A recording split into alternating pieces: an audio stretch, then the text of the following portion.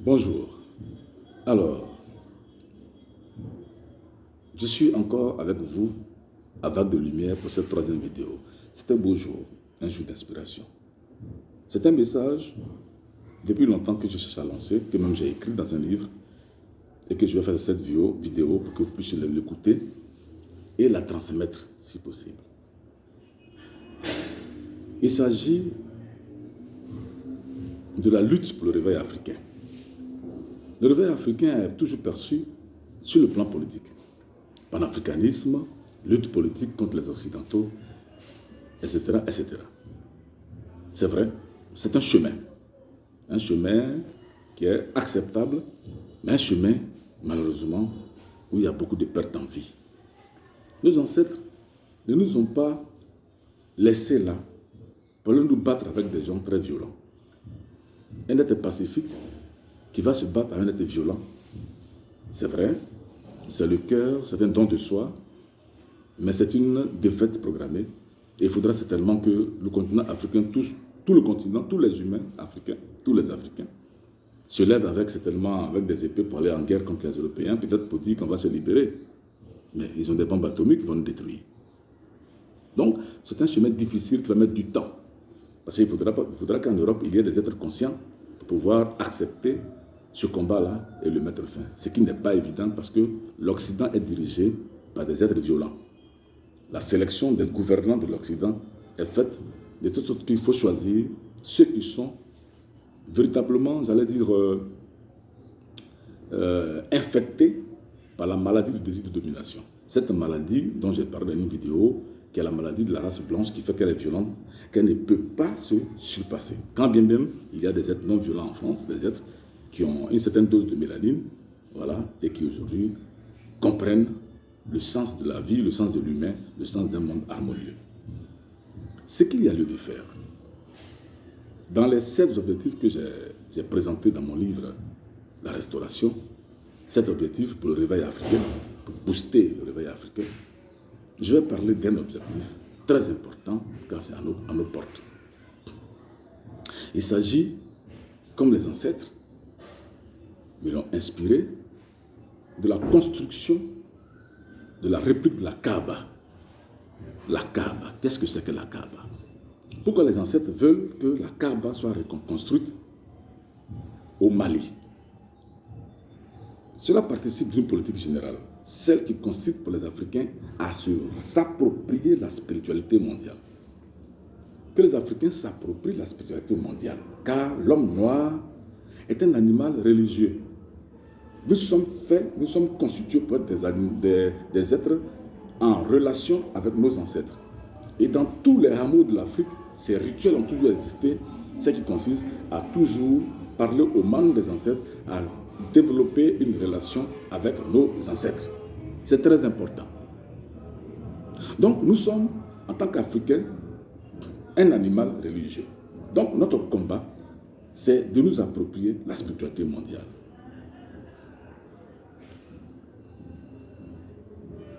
En ouvrant une brèche sur l'action du président Félix Houphouët-Boigny, c'est certainement l'un des rares Africains qui a compris cela.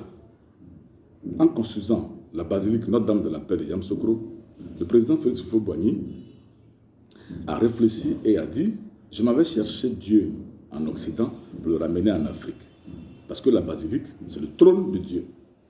Donc en le faisant, c'est une manière de ramener la spiritualité occidentale en Afrique pour qu'on la contrôle. Malheureusement, à ce niveau-là, il y a un hic. Et je vais me permettre dans cette vidéo d'en parler, puisque c'est aussi un autre objectif pour le réveil africain. Il s'agit de spiritualité. La Kaaba, pour revenir à la Kaaba, n'est pas un édifice religieux. Il faut que ce soit très clair. La Kaaba est un édifice pré-islamique. C'est-à-dire que ça a existé avant la naissance, bien longtemps, de l'islam. Mais il n'y avait pas qu'une Kaaba. L'exégèse musulman le sait. Il y a eu 7 Kaaba sur terre, 7 Kaaba. Mais ils ne savent pas pourquoi il y a eu 7 Kaaba. Aucun musulman aujourd'hui ne sait ce que c'est que la Kaaba, encore moins un Africain musulman. Il va dire non, la Kaaba, c'est la première mosquée d'Adam et Ève. Non, c'est un enseignement dans les mains de profanes. Ce sont des profanes qui peuvent comprendre ça de cette façon. Dans la tradition juive bété, quand on parle de Kaaba, c'est deux mots qui veulent dire possède la beauté. Ka, posséder, avoir, ba, la beauté. Donc pour nous, c'est un édifice qui donne la beauté, qui possède la beauté. C'est intéressant. Il y avait donc 7 Kaaba. Parce que chaque race humaine, les 7 races humaines, avaient chacune sa Kaaba. Les noirs avec leur Kaaba, les rouges avaient leur Kaaba, les jaunes avaient leur Kaaba, les verts avaient leur Kaaba, les bleus avaient leur Kaaba. Quand il dit bleu, attendez là, bleu nuit, vert kaki avaient leur Kaaba. Les indigos, c'est-à-dire les bleus violacés avaient leur Kaaba. Et puis les blancs, la dernière création, avaient leur Kaaba. Voilà pourquoi il est écrit dans les Écritures, dans la Bible, dans la Genèse, créons l'homme à notre image et selon notre ressemblance. Parce que chaque race avait sa Kaaba. Voyez-vous? Donc vous commencez à comprendre que la Kaaba, ce n'est pas un édifice religieux. Qu'est-ce que c'est? La Kaaba, c'est le cube. Ah, vous voyez, c'est un cube. Mais c'était la plus grande révélation de sa sainteté, le prophète Mahomet. Et là, sa révélation, c'était la Kaaba. C'est pour ça qu'il a demandé que la Kaaba soit construite, pour que les humains, le monde arabe, de façon particulière, puissent savoir que la Kaaba, là, c'est quelque chose d'exceptionnel. Et c'est par ça qu'ils peuvent avoir la vie éternelle. C'est par ça que Allah peut leur donner la vie éternelle. Je parie que vous ne voyez pas un peu ce que c'est que la Kaaba, parce que ce n'est pas écrit ni dans la Bible, ni dans le Coran, ni nulle part. Mais pourtant, c'est expliqué dans ces livres-là. Mais ils n'ont pas mis ce que c'était en réalité. Dans le livre d'Ézéchiel, rappelez-vous, Ézéchiel a assisté à la création d'un homme. Il a vu, dans un bocal, des ossements apparaître et de la chair pousser sur ces ossements. N'est-ce pas? Ézéchiel assistait à la création d'un homme. Ça, c'est le témoignage biblique. Le prophète Raël, je vous rappelle que j'ai fait 25 ans de raélisme. Dans le livre que les ancêtres lui ont donné, le message que les ancêtres lui ont donné pour le propager sur terre, il a expliqué, quand il a eu l'honneur de visiter une de leurs cités, il a vu un appareil dans lequel on créait un être humain et que lui-même avait été reproduit et on lui a fait un jumeau exact. Et le témoignage, c'est une parenthèse également, que les ancêtres lui ont dit, on pourrait envoyer ton jumeau là sur terre et personne sur terre ne se rendrait compte qu'on t'a changé. C'est une petite parenthèse. Donc, Raël, visitant cette machine, il est dit que j'ai vu un cube lumineux. Un cube lumineux. Et c'est dans ce cube-là qu'apparaît l'être qui va bientôt être créé, donc qui va être fabriqué dans l'imprimante biologique et qui va après sortir de cette imprimante-là pour reprendre vie. Il a parlé de cube lumineux. Mais les ancêtres n'ont pas dit ce que c'était. Qu'est-ce que ça représentait sur Terre? Et je pense que vous me suivez maintenant. Vous comprenez maintenant le fond de la Kaaba. Eh bien, la Kaaba, en tant que cube, oui, c'est un cube lumineux, un cube holographique, dans lequel va apparaître l'être qui sera créé. Donc, c'est le moniteur, c'est l'écran cubique holographique de la machine que Allah utilise pour créer les hommes. Donc, la Kaaba est une machine bio-informatique de la création des humains, des êtres vivants. Je pense qu'aujourd'hui, tous les imams du monde, à partir de cette vidéo, seront désormais qu'il y a quelqu'un qu'on appelle Zikaï Rama qui veut d'expliquer en fait ce qu'est la Kaaba. La Kaaba, c'est la machine biologique que Allah utilise pour créer les humains.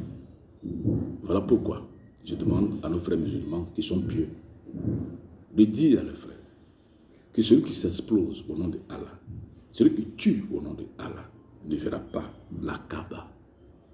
Ne verra pas la Kaaba. Ça doit être très clair. Parce que quand il y a eu le déluge, quand il y a eu la guerre, qu'il y a eu le déluge, beaucoup de races sur Terre ont perdu leur Kaaba. Oui. Sur les 7 races, seule la race noire, nous les Noirs, avons protégé notre Kaaba, que nos ancêtres ont pris pour aller se cacher dans le noyau rouge du soleil. Noyau rouge du soleil qu'on dit en langue bété, en langue mago. Yerushalayim, Jérusalem. Voilà pourquoi est-ce que tout bon musulman sait qu'il y a une Kaaba céleste.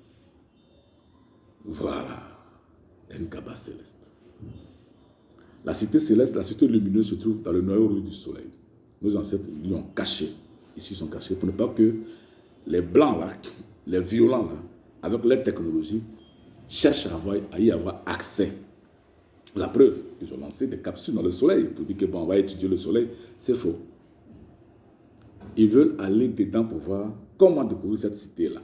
Parce que le secret est là-bas. Et comme ils ne peuvent pas avoir le secret de la vie éternelle, le secret de l'immortalité, cette machine-là, alors ils cherchent d'autres horizons sur la planète Mars pour tenter d'aller s'y cacher parce que cette terre-là, ils ont fini par la détruire. Le climat devient difficilement vivable. Alors pourquoi nos ancêtres nous demandent de construire la République de la Kaaba au Mali? C'est très simple. J'ai réfléchi, je me suis posé 1001 questions. C'est parce que la Kaaba qui est là-bas, là, elle n'est pas au bon endroit. Parce que la Kaaba, telle qu'elle est en Arabie Saoudite, c'est-à-dire à la Mecque, serait au centre de la terre selon les calculs qu'ils ont faits. Non, ce n'est pas le centre de la terre, ce n'est pas là-bas. Ce sera au Mali. Pour qu'elle soit en connexion avec la Kaaba céleste. Voici les dernières inspirations que j'ai pu comprendre dans le fait que depuis 2015, les ancêtres m'ont donné ce message pour dire que la Kaaba soit reconstruite au Mali. C'est le lieu de lancer un appel aux autorités maliennes. Le Mali, c'est pas ce que vous croyez. Dans la langue mago, Mali, quand on dit Mali, ça dit Balé, ça dit que l'endroit brille, que le pays brille. Ma, c'est l'endroit, c'est le pays. Lé, c'est briller, richesse. Donc, le Mali, c'est que le pays brille, c'est le pays qui brille, c'est le pays de la richesse. Mais vous, les Maliens, c'est vrai, la lutte est bonne, je vous comprends. Mais la guerre n'est pas arrivée au Mali par hasard. Le djihadisme n'est pas arrivé par hasard. Parce que dans la guerre économique, il y a la guerre mystique, il y a la guerre spirituelle, mais mystique.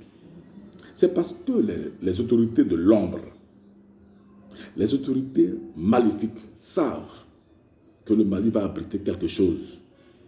Donc il faut empêcher cette chose d'arriver. Il faut créer des guerres. Il faut chercher à prendre les ressources pour ne pas que cette chose arrive. Cette chose-là, c'est la Kaaba. La vraie Kaaba. Donc l'appel que je lance aux autorités maliennes, c'est que je suis prêt à indiquer l'endroit exact de la construction de cette Kaaba si les autorités maliennes et les Maliens eux-mêmes me donnent leur accord de principe. Je n'ai pas dit un accord écrit. C'est-à-dire, on m'appelle, on me dit, ah bon, ok, le Mali te donne l'accord de principe. Par principe, on est d'accord. Et je vais donner le lieu exact. Parce que les ancêtres m'ont indiqué le lieu exact. Et ça ne va pas vous surprendre. Ça ne va même pas surprendre l'État malien. Je salue tous les musulmans du monde. Je salue tous les musulmans africains. Je vous aime beaucoup. Allah, celui qui va venir nous sauver. C'est ce que ça veut dire, Allah. Le sauveur qui va venir. Parce que dans la langue mago, quand on dit Allah, ça veut dire on t'appelle au secours. Si cette grande Kaaba est construite au Mali, vous voyez, le Mali sera riche, vous n'allez plus dépenser votre argent pour aller mourir pour certains en Arabie Saoudite, parce que le lieu sacré, le lieu saint est à vos mains, juste ici au Mali. J'attends les Maliens. J'attends pour votre réponse. La prochaine vidéo, on parlera de la basilique Notre-Dame de la Paix. Bon week-end à tous, je vous remercie.